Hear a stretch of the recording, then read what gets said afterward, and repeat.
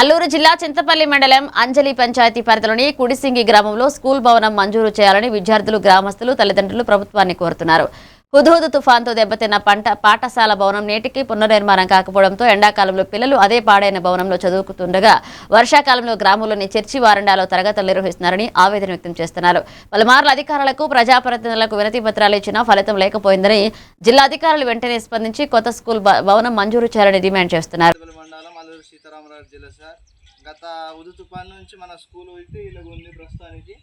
ఇప్పుడు ఎండాకాలంలో ఇదే స్కూల్ చదువుతున్నారా? వానాకాలంలో ఈసారి పరిస్థితి మన పిల్లల పరిస్థితి ఇలాగ ఉంది. గత ఉదు తుఫాన్ నుంచి అయితే మనకు వేసవి కాలంలో ఇక్కడ స్టడీ చేస్తున్నారు, అలాగే వానాకాలంలో చర్చి వరండాలో స్టడీ చేస్తున్నారు.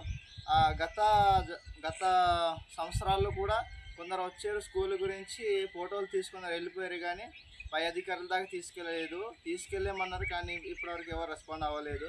మన పిల్లలు ఇంత కష్టపడి చదువుతున్నారంటే అది మన భవిష్యత్తుకి మనకు ఉపయోగపడేటట్టుగా మనము ఒక ఇదిగా తీసుకెళ్ళాలని కోరుచున్నాం. అలాగే మనకు కొత్తగా మళ్ళీ బిల్డింగ్ శాంక్షన్ అయ్యేలాగా మంజూరు చేయాలని, ఈ యొక్క ప్రతి బిడ్డలు బాగా చదువుకోవాలని ఈ యొక్క చిన్న వీడియో మీ ముందు తీయడం అయినది.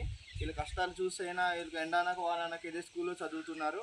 అలాగే మనకు బిల్డింగ్ గురించి మంజూరు చేయాలని, అలాగే పై అధికారుల దాకా తీసుకెళ్ళాలని, కలెక్టర్ దాకా తీసుకెళ్ళాలని ప్రతి ఒక్కరిని కోరుచున్నాము.